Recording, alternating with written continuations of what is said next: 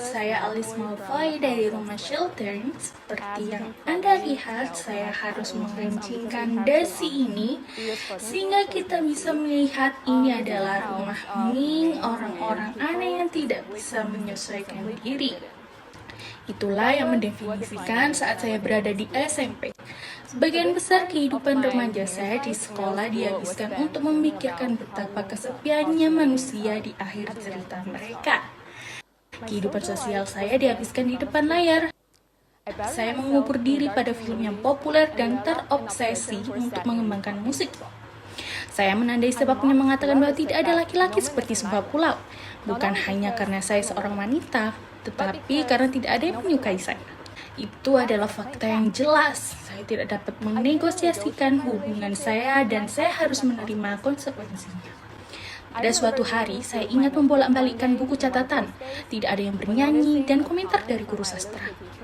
Saya merindukan ring ride sekarang. Merupakan sesuatu yang masuk dalam barisan ini dan berwawasan luas. Apakah Anda tahu itu? Saya juga tidak tahu.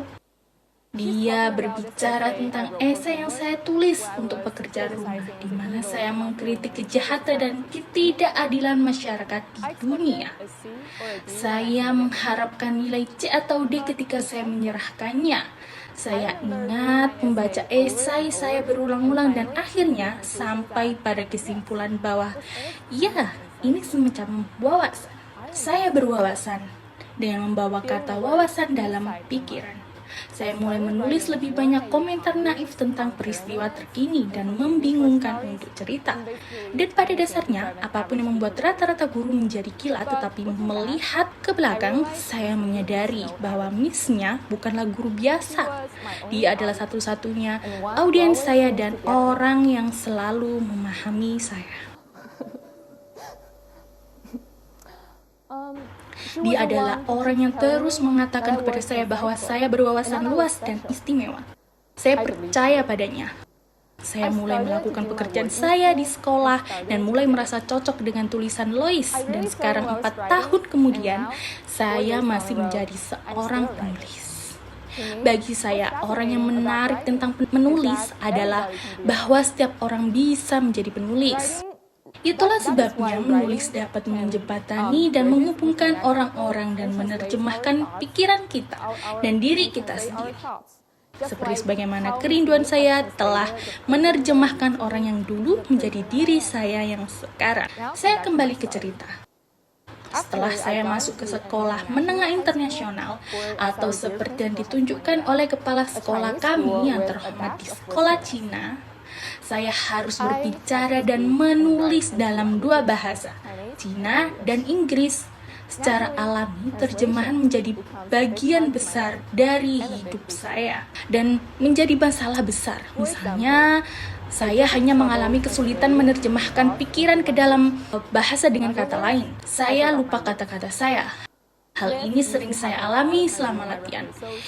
Ini sulit karena pertama kalinya dalam hidup saya untuk memberikan pidato dalam bahasa Inggris di depan begitu banyak orang. Saya percaya ini adalah pepatah untuk hampir setiap pembicara di sini.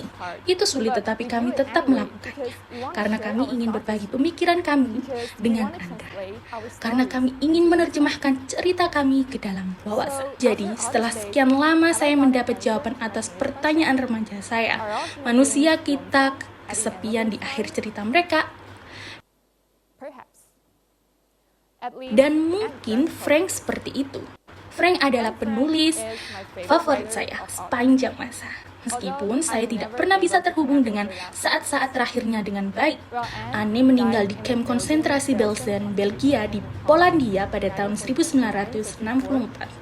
Saya dibesarkan di Shanghai pada abad ke-21. Bagi saya, NASA adalah setengah abad dan ribuan mil jauhnya.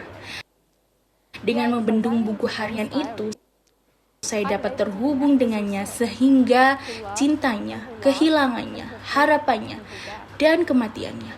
Saya memahami hal terburuk yang harus terjadi, yaitu semangat manusia yang menilai. yang saya kagumi, dan tidak hanya sebagai pribadi, tetapi juga sebagai penulis, karena ia mampu menerjemahkan sesuatu yang sebesar itu dan hal-hal dalam hidup ke dalam suara yang bergema tanpa mengetahui apa yang sedang ia lakukan. Ia tak lagi kesepian, bahkan bertahun-tahun setelah ia meninggal. Penerjemahan kematian yang menyedihkan itu terjadi di berbagai bahasa, bahkan lebih dari itu. Terjemahan bahasa menjembatani orang-orang melintasi ruang dan waktu.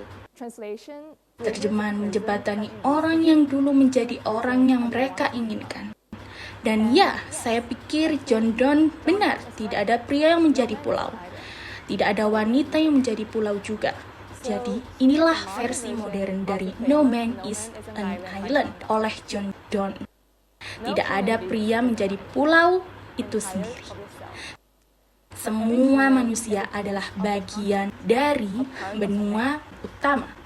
Jika segumpal darah hanyut di lautan, maka dunia akan menjadi kecil, dan menurut saya, dunia membutuhkan tulisan yang bagus. Terima kasih.